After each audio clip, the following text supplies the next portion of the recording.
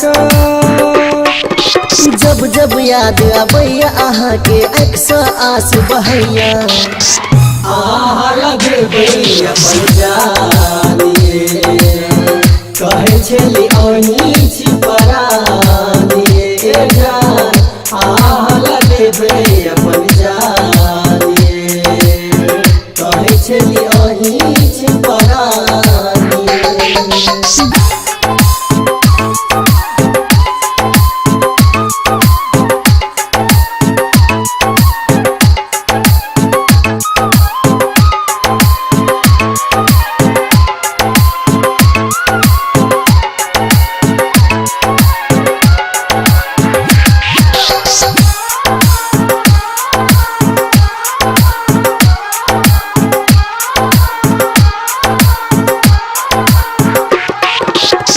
कहे छली अहाँ साथ न छोड़बै जे साथ तो हम सास हम तोड़बै कहे छली अहाँ साथ न छोड़बै जे साथ तो हम सास हम तोड़बै प्रेम के रोग लगा के हमरा अहाँ किया भूलेली ए तने बता दू हमर जानिए कहे छली यही छी परानिए जान आहा लगबै अपन जानिए कहे छली अही छी परानिए जान आहा लगबै अपन जानिए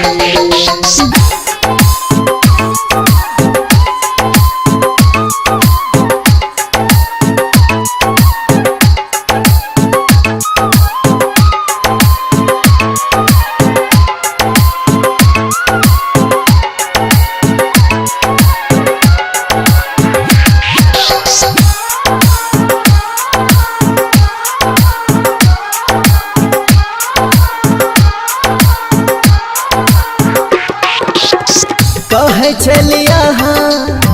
क्रिया खाका 7 जन्म तक साथ न छोड़ब कहे छली अहाँ क्रिया खाका 7 जन्म तक साथ न छोड़ब राइटर राधे रंजित राजेश के कई मुश्किल जीना तोड़ का गेली हमरा दिल के जान गलती जे केली हम मिल के ए जान आहा लगबै